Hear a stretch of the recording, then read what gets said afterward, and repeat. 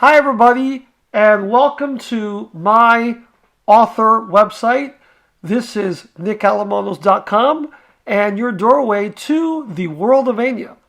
If you're not familiar with the world of Aenya, it is the setting where my fantasy adventure books take place. These books include Ages of Aenya and The Princes of Aenya, and you can pick them up at my site. All you need to do is go to shop. And you can see here are my books, my two books. The Princes of Aenya was approved by Indie Reader, gave me a 4.7 out of 5.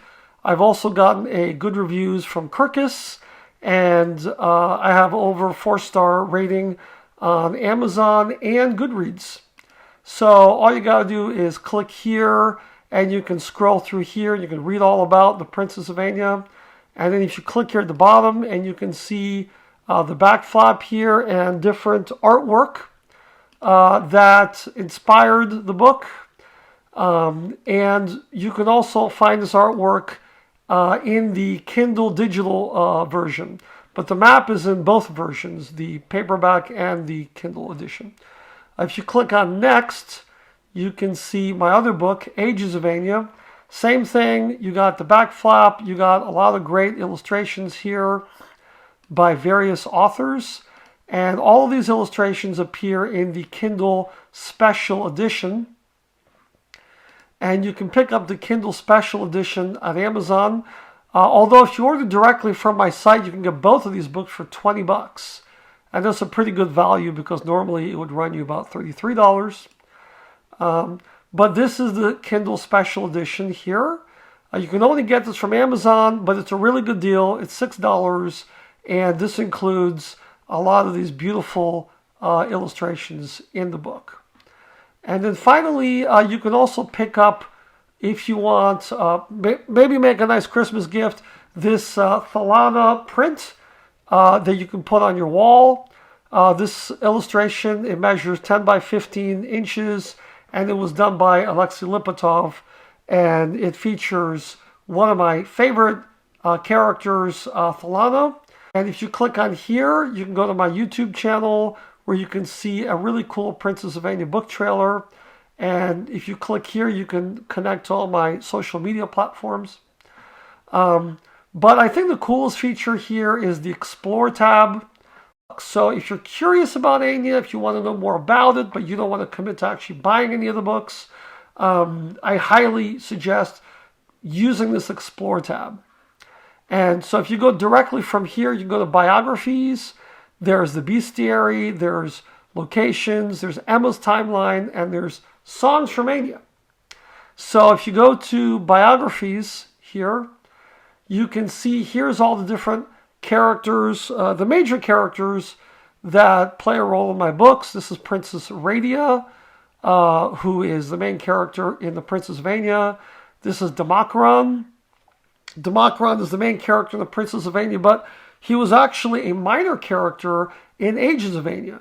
So I should just make it really clear right now, because The Princes of Aenya is not a sequel to Ages of Aenya, it's actually a spin-off.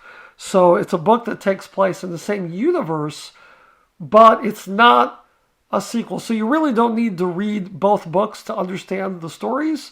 But I do recommend reading both Ages of Aenya and The Princes of Aenya. I think you're going to get a deeper understanding of the stories. It's kind of like you don't need to watch all the Marvel movies to appreciate Endgame. But if you do watch all the Marvel movies, you're probably going to appreciate Endgame a lot more. So that's how I would compare it.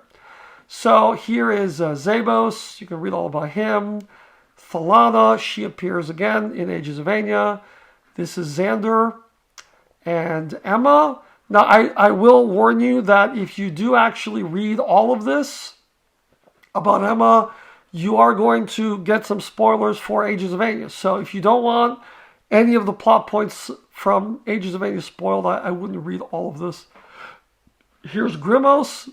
This is a golem-like creature. He's not human, as you can tell.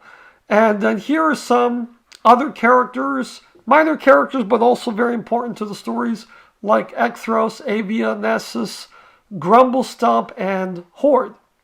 And if you want to learn more about these characters, you just click on here, and it'll take you to my blog.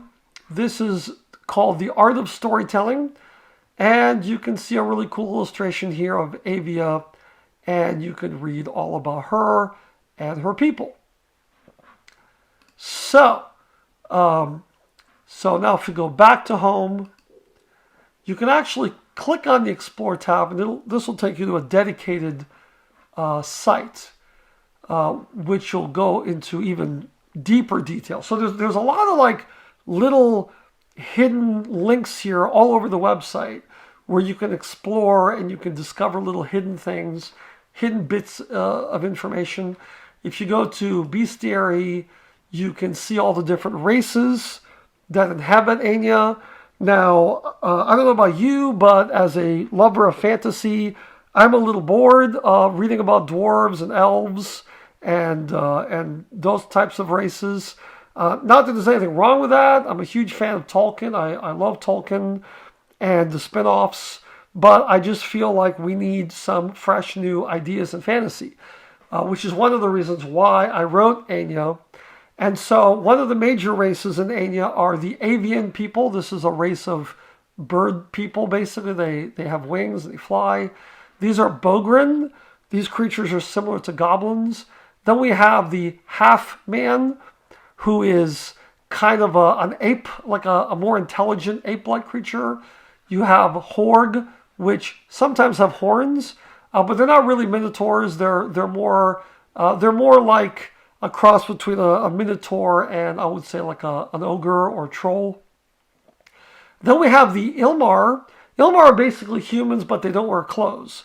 So if you notice a lot of nudity in my website, it's because there is an entire race of naked people in my book. This isn't to say that everyone is naked, just the Ilmar race. Then you have the Nereid. This is basically an aquatic horse. It's a horse that can run on land, but can swim like a fish underwater. These are the Mirkwood. This is an aquatic amphibian race. They can also walk on land. And these are the Septhera. This is a race of snake men. So this just to give you a taste of the types of creatures that exist in the world of Aenya. Then you have Emma's timeline, and this will tell you all about the history of Aenya. As you can see, it actually starts 8 billion years ago. The sun expands into a red giant, and that actually forces the ancient Zo, who were the original inhabitants of Aenya, to move their world into a more hospitable orbit. And when they did that, they actually caused most of the life on their planet to be destroyed. So in an effort to save the planet from being completely obliterated by being consumed by the corona of their star, they had to sacrifice billions of lives. And that's kind of what threw this science fiction setting into more of a fantasy setting, because technology is basically wiped out. So, but there's a lot more to it than that. As you can see, there's a lot of history. There are a lot of spoilers here, so I wouldn't actually read too much into this if you want to go into the books spoiler-free. But I think there's a lot of cool information here.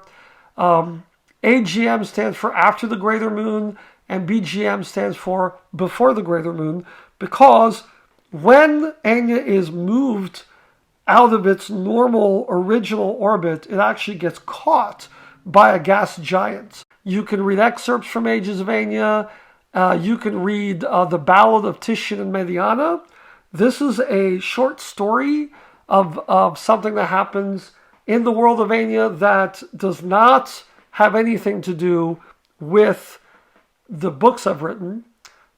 These are just stories, small stories that take place in the world of Aenya. This is The Nude Equestrian. That's another little story you can download. And then we have Songs from Aenya. And this is just a collection of poetry that you can look at. And some of these poems do appear in the books, but others do not. This here is actually an epic poem, which actually tells some of the story of how Aenya came to be through the language of mythology. This is actually an interactive map of Aenya. As you can see here, this is one of the many things that makes Aenya unique in the fantasy genre, in that it is not a peninsula or an island continent like you'll see in so many other books. It's actually a total world, and definitely going to make a video about that one day. But as you can see here, another thing that makes Aenya unique is that it doesn't have oceans, it just has one big sea. And the length of this sea is roughly the size of the Mediterranean. And that's why it's called the One Sea, because there's only one of them. And of course, having only one large body of water really has an impact on the climate and on the cultures of this world. So civilizations that have access to the One Sea, or that control the One Sea, that control the harbors and the ports, those are the cities that are wealthy and powerful, and they have a lot of control over this world. One of those worlds is, or one of those city-states is Hedonia. And if you click on it, you can see a really cool illustration of Hedonia with Alana overlooking it. And here is a little history of Hedonia you can read. You go back to the map.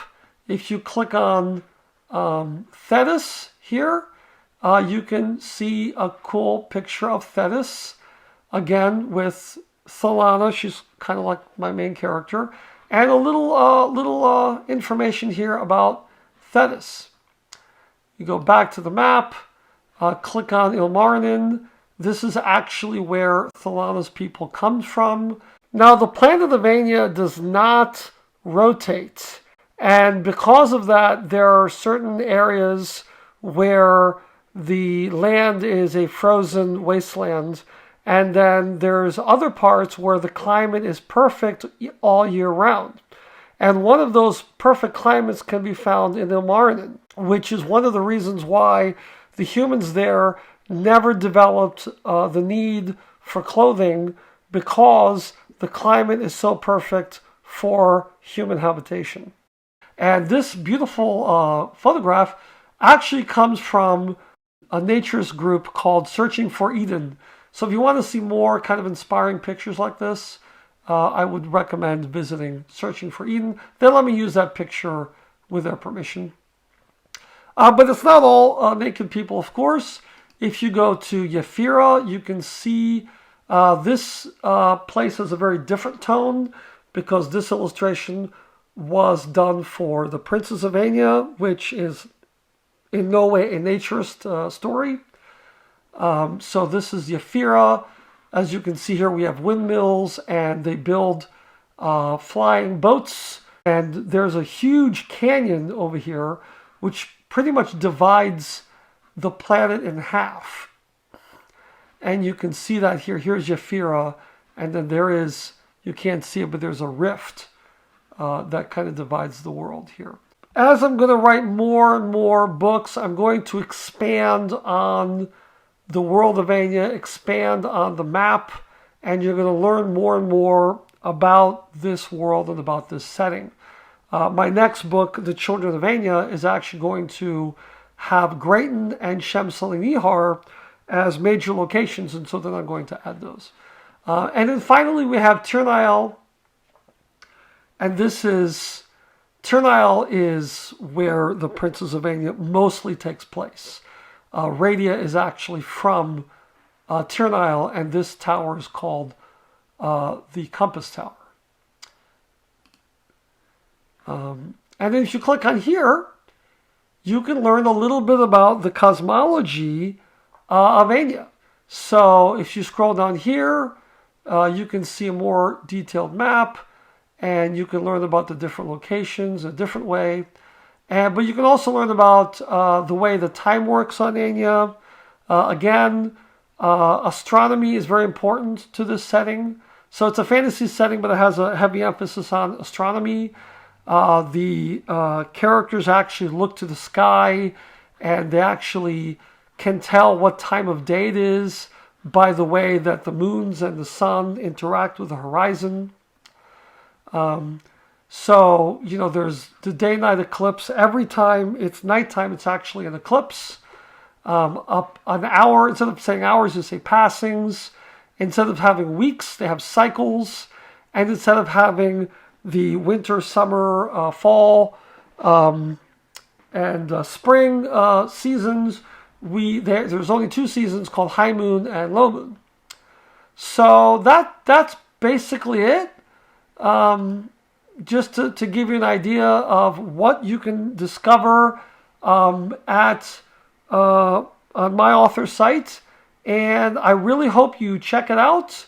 And I hope you enjoy the free content that you can find here.